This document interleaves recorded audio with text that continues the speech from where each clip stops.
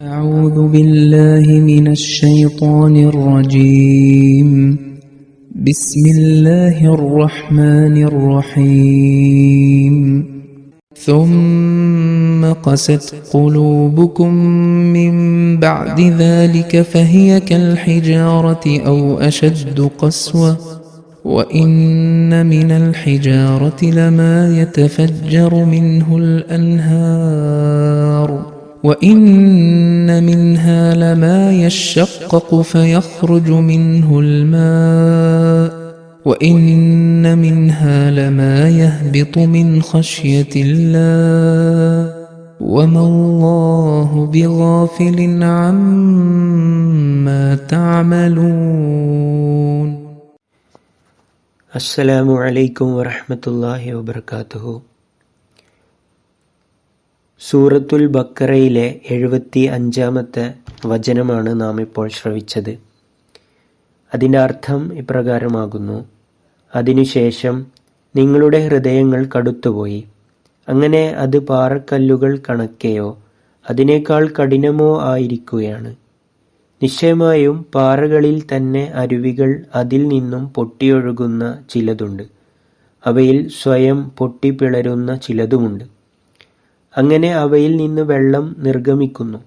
അള്ളാഹുവിനെ ഭയപ്പെട്ടതിനാൽ കീഴ്പോട്ട് പതിക്കുന്ന ചിലതും അവയിലുണ്ട്. നിങ്ങൾ പ്രവർത്തിക്കുന്നതിനെക്കുറിച്ച് അള്ളാഹു ഒരിക്കലും അശ്രദ്ധനല്ല. ഈ വചനത്തിൻ്റെ വിശദീകരണത്തിൽ തഫ്സീർ കബീറിൽ സയ്യിദുനാ ഹദ്റത്ത് മുസ്ലിം മൗഊദ് റളിയല്ലാഹു അൻഹു പറയുന്നു, ഈ വചനത്തിലെ സുമ്മ എന്ന പദം ഇതിലെ ആശയം ഇതിനു മുൻപുള്ള വചനങ്ങളുമായി ബന്ധപ്പെട്ടിരിക്കുന്നു എന്ന് സൂചിപ്പിക്കുന്നു. മുമ്പുള്ള ദൃഷ്ടാന്തങ്ങൾ കാരണം നിങ്ങളുടെ ഹൃദയങ്ങളിൽ നർമ്മത ഉണ്ടാവേണ്ടതായിരുന്നു, എന്നാൽ നിങ്ങളുടെ ഹൃദയങ്ങൾ കൂടുതൽ കടുത്തുപോയി എന്നാണ് ഇവിടെ ഉദ്ദേശിക്കുന്നത്.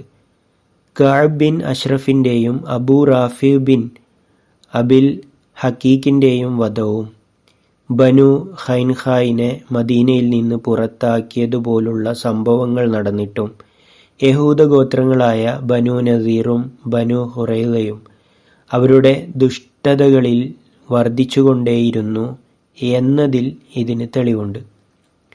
ഖുർആനിക വചനം ഫഹിയ കൽ ഹിജാറത്തി ഔ അഷദ്ദു ഖസ്വ, അതായത് അപ്പോൾ അവ കല്ലുകൾ പോലെയായി, അല്ലെങ്കിൽ കടുപ്പത്തിൽ, അല്ലെങ്കിൽ അതിലും കഠിനം. നിങ്ങളുടെ ആ ഹൃദയങ്ങൾ കല്ലുകൾ പോലെയായി, മാത്രമല്ല കടുപ്പത്തിൽ അവയേക്കാൾ കഠിനമായി എന്ന് അള്ളാഹു പറയുന്നു. ഹൃദയ കാഠിന്യത്തെ കല്ലിനോട് ഉപമിക്കുന്നത് മിക്ക ഭാഷകളിലും സാധാരണമാണ്. ഇവിടെയും അതേ ഉപമയാണ് ഉദ്ദേശിക്കുന്നത്. അള്ളാഹുവിൻ്റെ കാര്യങ്ങൾ സ്വീകരിക്കാൻ അവരുടെ ഹൃദയങ്ങൾ തയ്യാറാവുന്നില്ല. കല്ലിനെന്തെങ്കിലും നർമ്മതയുണ്ടെങ്കിൽ പോലും ഈ ഹൃദയങ്ങളിൽ ഒരു നർമ്മതയുമില്ല എന്നതാണ് ഇതിൻ്റെ താല്പര്യം. ഔ എന്ന പദം ഈ സന്ദർഭത്തിൽ സംശയത്തിനു വേണ്ടിയല്ല ഉപയോഗിച്ചിരിക്കുന്നത്, മറിച്ച് ചില ആളുകളുടെ ഹൃദയങ്ങൾ കല്ലുകൾ പോലെ കഠിനമാണ് എന്നും മറ്റു ചില ആളുകളുടെ ഹൃദയങ്ങൾ അതിലും കഠിനമാണ് എന്നും അർത്ഥമാക്കാൻ വേണ്ടിയാണ്. വ ഇന്ന മിനൽ ഹിജാറത്തി ലമാ യതഫജ്ജറു മിൻഹുൽ അൻഹാർ, അതായത് കല്ലുകളിൽ ചിലതുണ്ട്, അതിൽ നിന്ന് നദികൾ കുതിച്ചൊഴുകുന്നു. അവർ കല്ലുകളേക്കാൾ കഠിനരായി എന്ന് നാം പറഞ്ഞതിൻ്റെ കാരണമെന്തെന്നാൽ കല്ലുകളിൽ പോലും ചിലതുണ്ട് വെള്ളത്തിൻ്റെ സമ്മർദ്ദം കാരണം പൊട്ടിപ്പിളരുകയും അതിലൂടെ നദികൾ ഒഴുകുകയും ചെയ്യും. ഉയരമുള്ള മഞ്ഞുമലകളിൽ നിന്ന് ഒഴുകുന്ന ഭൂഗർഭജലത്തിൻ്റെ സമ്മർദ്ദം കാരണം പാറക്കെട്ടുകൾ പിളർന്ന് വെള്ളം പുറത്തേക്ക് ഒഴുകുന്നത് മലനിരകളിൽ ധാരാളമായി കാണുന്ന കാഴ്ചയാണ്.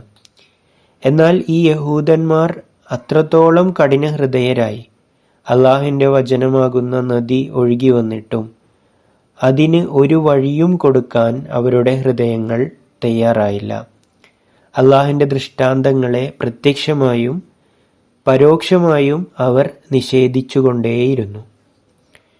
വ ഇന്ന മിൻഹ ലമാ യശഖഖു ഫയഖ്റുജു മിൻഹുൽ മാ, അതായത് അവയിൽ, അതായത് കല്ലുകളിൽ ചിലതുണ്ട്, അത് പിളരുകയും എന്നിട്ട് അതിൽ നിന്ന് വെള്ളം പുറത്തു വരികയും ചെയ്യുന്നു. കല്ലുകളിൽ ചിലതുണ്ട്, അവ പിളരുമ്പോൾ അവയിൽ നിന്ന് വെള്ളം പുറത്തു വരുന്നു. അതായത് വലിയ ഒരു നീരുറവ അവയിൽ നിന്ന് വരുന്നില്ലെങ്കിലും ചെറിയ തോതിൽ വെള്ളം പുറത്തേക്ക് ഒഴുകാൻ തുടങ്ങും. ഇവിടെ ഈ കാര്യത്തിന് ഒരു ഉദാഹരണം നൽകിയിരിക്കുന്നു. ചില ആളുകളിൽ നിന്ന് കുറഞ്ഞ തോതിൽ നന്മ വെളിപ്പെടുന്നു, മറ്റു ചിലരിൽ നിന്ന് ധാരാളമായി നന്മ ഉണ്ടാകാറുമുണ്ട്. ചിലർ വലിയ നീരുറവകൾ ഒഴുകുന്ന കല്ലുകൾക്ക് തുല്യരാണ്. തുടക്കത്തിൽ അവർ സത്യത്തെ എതിർക്കുന്നു, എന്നാൽ അവസാനം സത്യത്തിൻ്റെ സ്വാധീനം അവർ അംഗീകരിക്കുകയും അതിന് വഴി കൊടുക്കുകയും ചെയ്യുന്നു. സത്യം അവരിലൂടെ ശക്തമായി പുറത്തു വരുന്ന രീതിയിൽ അവർ സ്വാധീനിക്കപ്പെടുന്നു. ചില ആളുകൾ തുടക്കത്തിൽ സത്യത്തെ എതിർക്കുന്നു, എന്നാൽ അവസാനം അതിന് വഴി കൊടുക്കാൻ നിർബന്ധിതരാകുന്നു. പക്ഷെ അവരുടെ സ്വാധീനം അത്ര തീവ്രമാകുകയില്ല. സത്യം അവരിലൂടെ ചെറിയ അളവിൽ പുറത്തു വരുന്നു. എന്നാൽ യഹൂദന്മാരിൽ ഭൂരിഭാഗം ആളുകളും ഈ അവസ്ഥയിലുള്ളവർ പോലുമല്ല. അവർ കല്ലുകളേക്കാൾ ഹൃദയം കഠിനമായവരാണ്. അള്ളാഹുവിൻ്റെ സത്യങ്ങൾ പുറത്തു വരുന്നതിന് അവർ ഒരു രൂപത്തിലും വഴി നൽകുന്നില്ല. വ ഇന്ന മിൻഹ ലമാ യഹ്ബിതു മിൻ ഖശിയത്തില്ലാഹ്. കല്ലുകളിൽ ചിലതുണ്ട്, അള്ളാഹുവിൻ്റെ ഭയം കാരണം അത് താഴേക്ക് പതിക്കുന്നു. ഈ വാക്യത്തെ രണ്ട് രീതിയിൽ വ്യാഖ്യാനിക്കാം. ഒന്നാമതായി, മിൻഹ എന്നതിലെ സർവനാമം കല്ലുകളിലേക്ക് തിരിച്ച് അർത്ഥം നൽകുന്നു. അതായത് അള്ളാഹുവിൻ്റെ ഭയം കാരണം കല്ലുകളിൽ ചിലത് താഴേക്ക് പതിക്കുന്നു. കല്ലുകൾക്ക് മനുഷ്യരെ പോലെ ബുദ്ധിയും തിരിച്ചറിവും ഉണ്ട്, അവയും അള്ളാഹുവിൻ്റെ ഭയം മനസ്സിലാക്കുന്നു എന്നല്ല ഇതിനർത്ഥം. മറിച്ച് അള്ളാഹുവിൻ്റെ ഭയം ഉണ്ടാക്കുന്ന കാരണങ്ങളാൽ അവ താഴേക്ക് പതിക്കുന്നു. ഉദാഹരണത്തിന് ശക്തമായ കാറ്റ്, ഭൂകമ്പങ്ങൾ, വെള്ളപ്പൊക്കങ്ങൾ, ഇടിമിന്നലുകൾ, ഇവയെല്ലാം അള്ളാഹുവിനെ കുറിച്ചുള്ള ഭയം ഉളവാക്കുന്ന കാരണങ്ങളാണ്. ഈ കാരണങ്ങൾ കൊണ്ട് കല്ലുകൾ പോലും താഴേക്ക് പതിക്കുന്നു. അപ്പോൾ ഇതിൻ്റെ ആശയം എന്ന് പറയുന്നത്, വെള്ളപ്പൊക്കം വരുമ്പോൾ കല്ലുകൾ പോലും സ്വാധീനിക്കപ്പെടുന്നു. കൊടുങ്കാറ്റുകൾ വരുമ്പോൾ കല്ലുകളിൽ പ്രതിഫലിക്കുന്നു. ഭൂകമ്പങ്ങൾ ഉണ്ടാകുമ്പോഴും ഇടിമിന്നലുകൾ ഏൽക്കുമ്പോഴും കല്ലുകൾ പോലും അതിൽ സ്വാധീനിക്കപ്പെടുന്നു. എന്നാൽ ഭൗമികവും ആകാശീയവുമായ വിപ്ലവങ്ങൾ തുടർച്ചയായും തീവ്രതയോടെയും ഉണ്ടാകുന്നു. എന്നിട്ടും കഠിനഹൃദയരും പിടിവാശിക്കാരുമായ ഈ യഹൂദന്മാരുടെ മനസ്സിൽ അള്ളാഹുവിനെക്കുറിച്ചുള്ള ഭയം ലവലേശം ഉണ്ടാകുന്നില്ല. അവരുടെ ഹൃദയങ്ങൾ അള്ളാഹുവിനു മുന്നിൽ ഒരിക്കലും വഴങ്ങുന്നില്ല. ബാക്കി ഇൻഷാ അല്ലാഹ് അടുത്ത ദർസിൽ. ജസാക്കല്ലാഹ്.